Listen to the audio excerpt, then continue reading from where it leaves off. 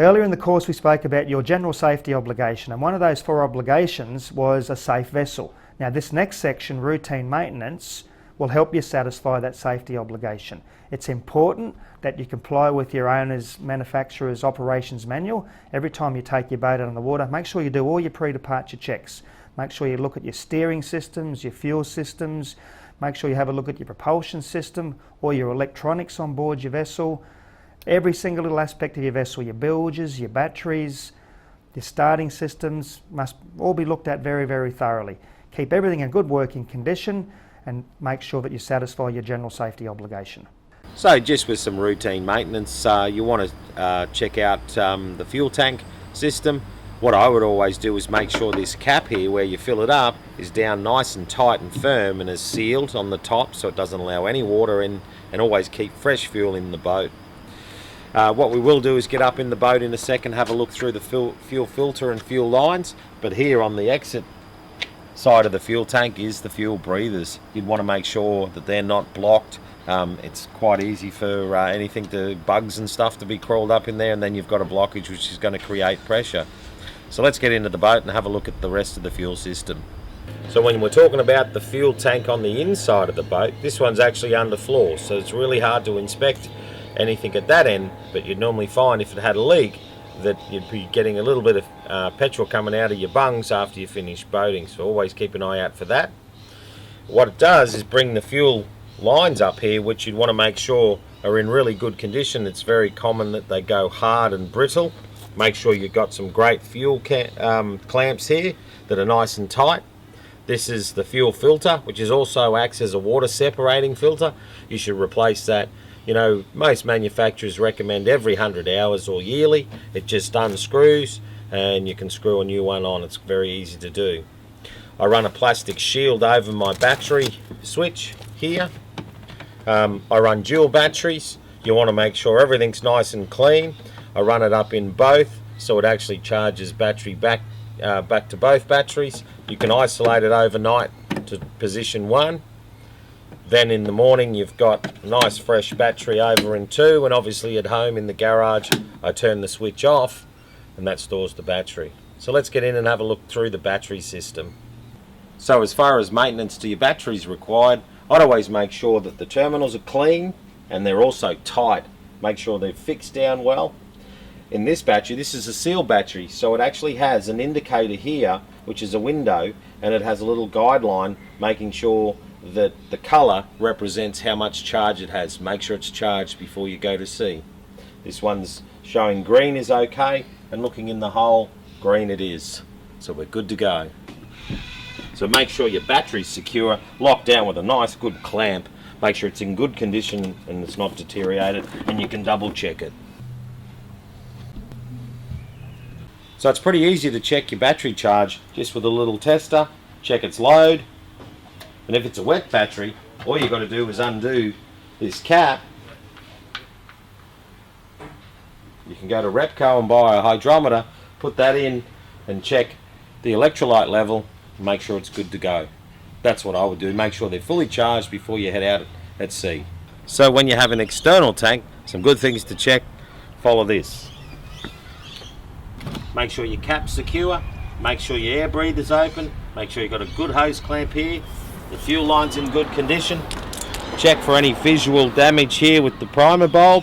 Make sure the clamps are nice and tight and firm. Make sure you've got a good fitting. Connect it to the engine. Prime the fuel up till that bulb goes nice and hard. Double check you haven't got any leaks, and then the engine should be good to go.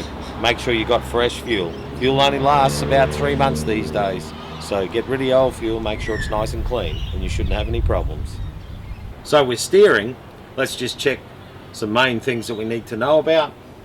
Firstly, at the top here there's a cap. You'd want to make sure this is hydraulic steering, so you want to make sure that's full of fluid. You'd want to check that the steering wheel turns. Check for any visible leaks wiping underneath. Good to go.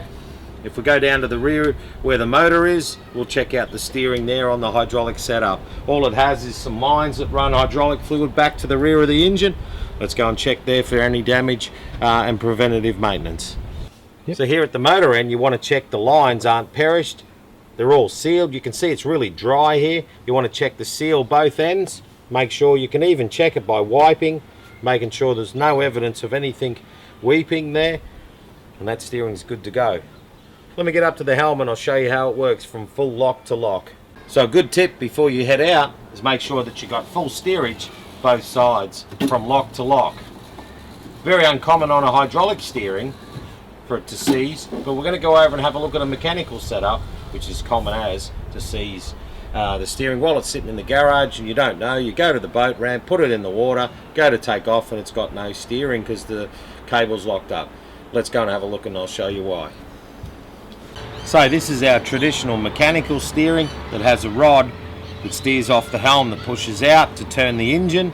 You can see this one's really dry, so if we don't lubricate that with some oil, you're going to find that'll just seize up while it's sitting in the garage. Next time you go boating, you get in the boat and you won't have any steering. So make sure you keep that nice and lubricated with some oil. Doesn't matter what oil, any oil will be fine. Just make it sure it's wet at all times. I'd check that the linkages are nice and tight, bolted to the engine correctly, and I think that's all we need to check.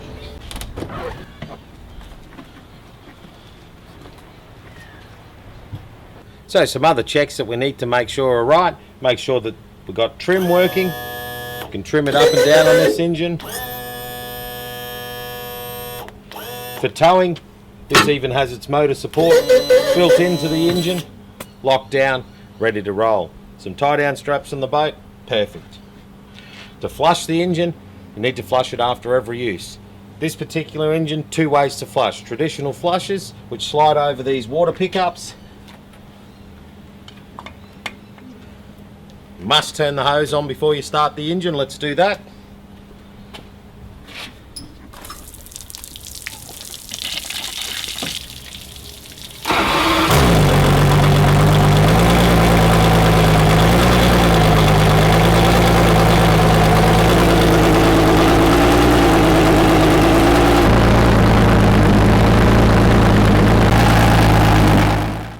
So a lot of manufacturers also offer option 2 for flushing, where you don't even need to start the engine, you just back flush the water system.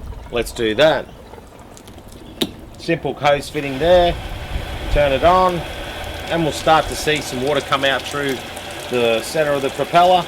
It just back flushes through the engine, circulates. It actually has a little bit more pressure in the hose than it does have through the cooling system.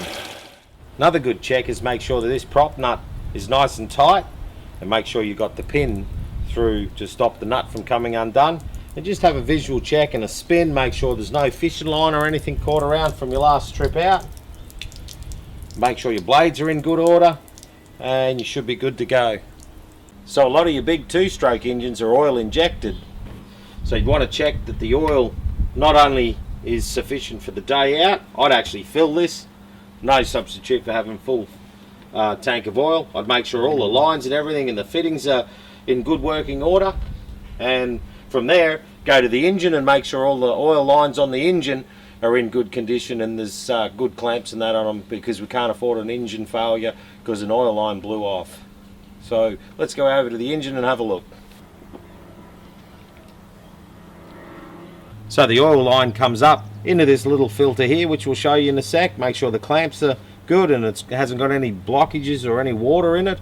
And also check over here, there's another little fuel filter, and the oil line runs all through to all cylinders. And over the other side of the engine, it has its secondary fuel filter, which we'll show you in a sec. I'd always make sure you replace that with the other fuel filter on the boat, and you should be good to go. So with 4-strokes, commonly they have a dipstick. Just like your car, you want to make sure that oil level's in full before you head out. If it's not, you can normally find the filler cap is, you know, a high-vis color or something. All you got to do is unscrew it, top up the oil with the appropriate manufacturer's specified oil, and you should be good to go. There's a fuel filter here, which we can have a look to see if there's any water or if there's any dirt in there. Make sure that's good to go. Make sure that the engine's nice and tight with its clamp screws. A lot of engines, big ones, are bolted through, so you don't have to worry about that. You'd also want to check if it's bolted through that it's got some silicone there to stop the boat from leaking. Make sure all the pivot points work and you should be right to head out.